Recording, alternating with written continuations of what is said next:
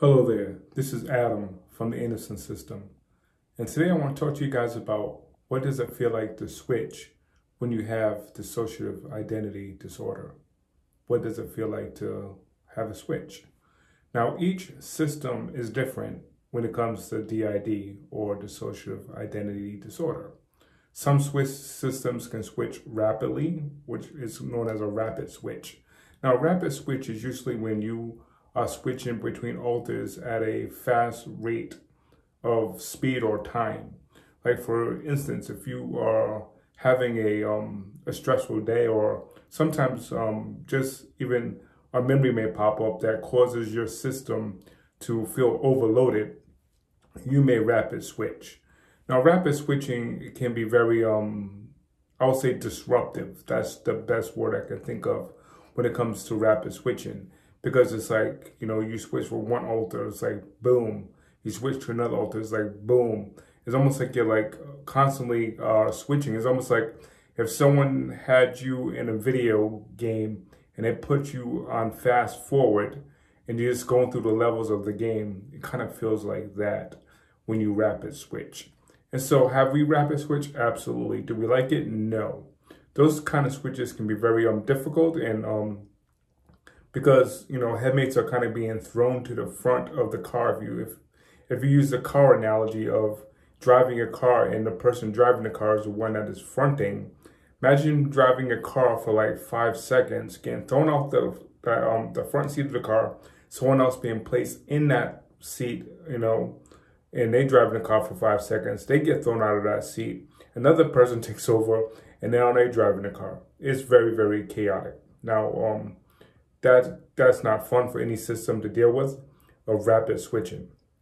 Now, there's another switch I call level 1 switching. Level 1 switching is that I know a switch is about to come on because I feel very disassociated, like the dissociative state that I'm feeling. I feel like I'm kind of like almost like being taken out of my body.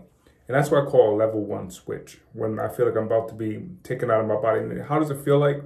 The best way to describe it for us and how I discover it, or how I feel about it, is that it feels like if someone had a vacuum cleaner and was able to put it in my back, like almost like if I was like a robot, they connect the vacuum cleaner to me and they just start the vacuum. They just put the vacuum on and it begins to suck your soul out of your body. It kind of feels like that, which is really a weird feeling, but that's what I call level 1 switching. That when you feel completely disassociated from reality and you feel like you're being sucked out of your body. It's almost like, I would say it's like a forced astral projection. It kind of feels like that. I guess that's the best way to put it, a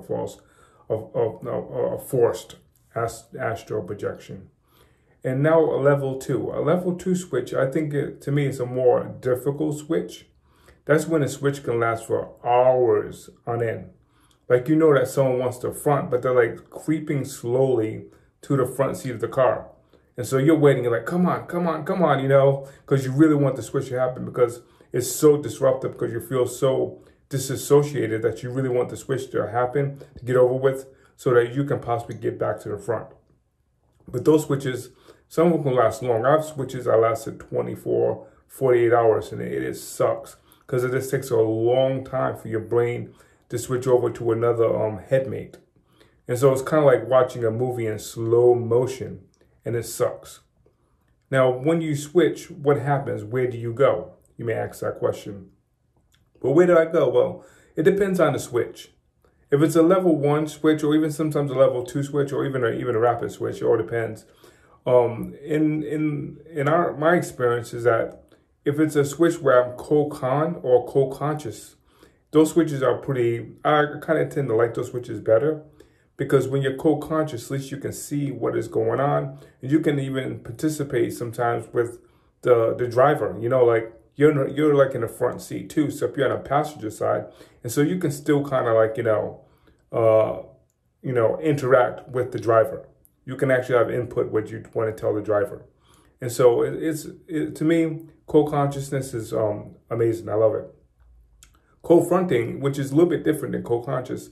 Co-fronting is more like, yes, you are conscious at the same time, but at the same time, you're able to interact more with the body. In other words, if I was co-fronting right now with, Max, for example, if Max would would take over my mouth and talk, and that's Max, he has that ability to do that. And I may have the ability to like move my hands or something like that. And I wouldn't be Max, I'll be me, Adam. And so co-fronting is when basically where two alters could basically influence the body. That's the best way I can put it. That's our experience, that two alters can influence the body. And co-consciousness is when two people are aware of being in the body. That's the best way to put it. And so, yes, when it comes to level 1 and level 2 switching, it happens that way. And also, there's another switching, what you call a level 3 switch. A level 3 switch tends to be the most, I won't say the most common in our system. It happens a lot.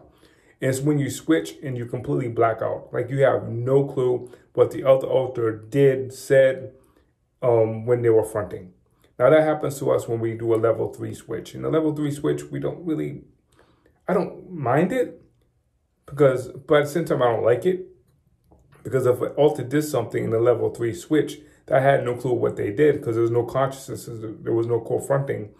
It can be scary in a way because they can do anything. Or sometimes when a level 3 switch happens, I find myself fronting again in the middle of an argument, either with the body's wife, or it can just be a job where that alter quit a job and you realize you're trying to figure out why you don't have your job anymore. You're like, oh, I thought we were working there.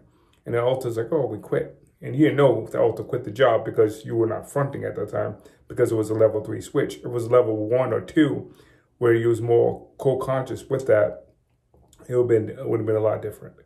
And so with a level 3 switch, do I feel the sucking aspect of it? And then when I told you about the level 1, when I feel like I'm being drawn out of my body, usually with level 3, I don't feel that.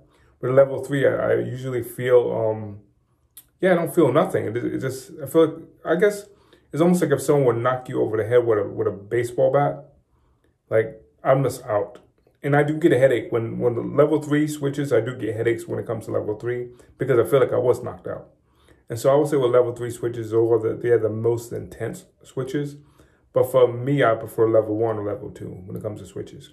And so anyway, this is Adam, the co-host of the Innocent System.